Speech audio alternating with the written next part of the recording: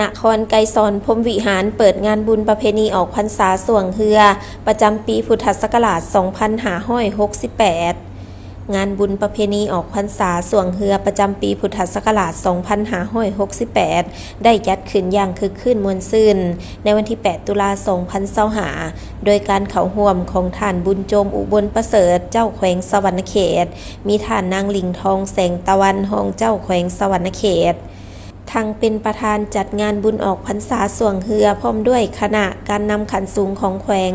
นครไกรสอนพรหมวิหารท่านวรญาณบุญนราชเจ้าแขวงมุกดาหารพร้อมคณะผู้แทนเมืองมุกดาหารกงสุลใหญ่แห่งราชอาณาจักรไทยประจำแขวงบรรดาท่านแขกที่ถึกเชิญตลอดถึงมวลชนชาวนครไกรสอนพรหมวิหารและชาวแขวงสวรรณเขตเข้าร่วมอย่างหลวงหลายในพิธีท่านคำผุยศรีบุญเฮืองเลขาคณะบริหารงานผักนครไกรสอนพรหมวิหารทั้งเป็นรองประธานจัดงานได้กล่าวรายงานการกะเกียมงานว่าพอฮอดเดือน11เพ็งของทุกๆปีชาวพุทธเว้าเฉพาะชาวนครไกรสอนพรหมวิหาร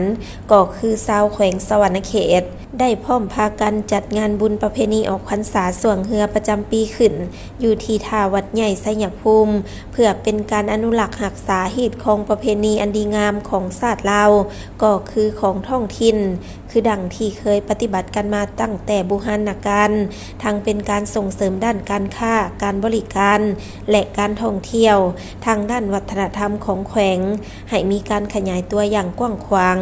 ทั้งเป็นการกระตุ้นเศรษฐกิจภายในแขวงให้มีการเติบโตขึ้นและทั้งเป็นการหัดแหน่นความสามัคคีของปวงชนลาวบรรดาเผ่าแขกบ้านใกล้เฮือนเคียงที่มีชายแดนติดจอดกันรวมทั้งเป็นการแลกเปลี่ยนซื้อขายสินค้าและวัฒนธรรมสองฝั่งแม่น้ำของให้นับมือแตกดอกออกผล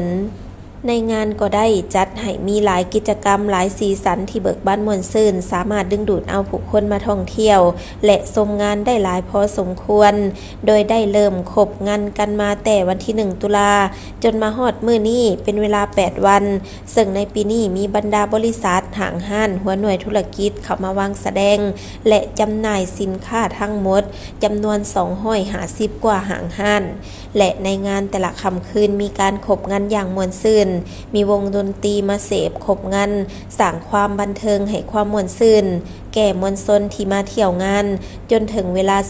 00:30 นาทีจึงยุติการครบงาน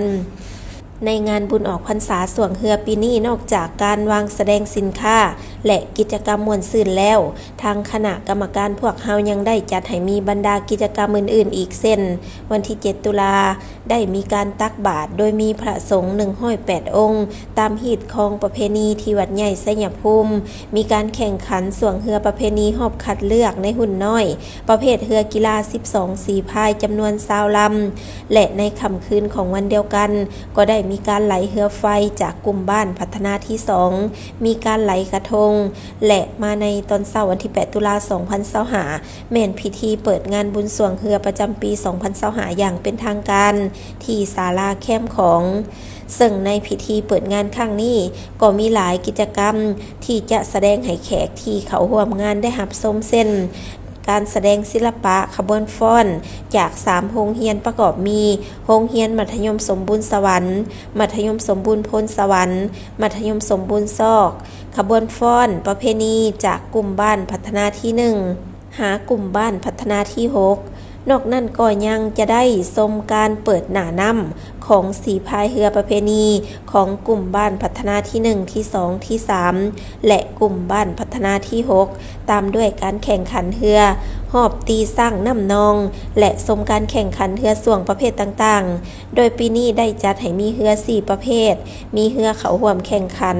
รวมทั้งหมดมี46 ลำประกอบมีเรือประเภทใหญ่55สีพายเรือประเภทนี้หรือเรือเจาะมี8 ลำเรือประเภทใหญ่55สีพายเรือติดมี8 ลำเรือประเภทกลาง35สีพายมี8 ลำและเรือประเภทกีฬา12สีพายมี20 ลำพิเศษปีนี้ทางคณะกรรมการจัดงานได้เพิ่มรางวัลเรือส่วงแต่ละประเภทขึ้นจากปีผ่านมาซึ่งเห็นว่ามีสีพายเรือทางภายในและต่างประเทศเข้าร่วมแข่งขันจำนวนหลาย วาระต่อมาท่านนางลิงทองแสงตะวันก็ได้กล่าวไขงานบุญประเพณีออกพรรษาสวงเฮือประจำปีพุทธศักราช 2568 อย่างเป็นทางการ พร้อมนี้ในพิธียังได้มีการมอบของทีละนึกระหว่างสองฝ่ายลาวไทยน้ำอีก โอกาสนี้ท่านเจ้าแขวงสวรรณเขตได้ให้เกียรติลั่นข้อง9 บาทเพื่อเป็นสัญลักษณ์เปิดงานครั้งนี้อย่างเป็นทางการ จากนั้นคณะประธานพร้อมด้วยบรรดาแขกที่เขาร่วม ก็ได้พร้อมกันหับชมหับฟัง การแสดงศิลปวรรณคดีชมเฮือประเพณีและตีสร้างน้ำนองของเฮือทั้งหมด และชมการแข่งขันสวงเฮือประจำปีพุทธศักราช 2568 ในแต่ละประเภทเพื่อซอกหาผู้เป็นเจ้าหน้านำของในปีนี้ต่อเชิญต่อครับจริงๆต่อเลยเนาะ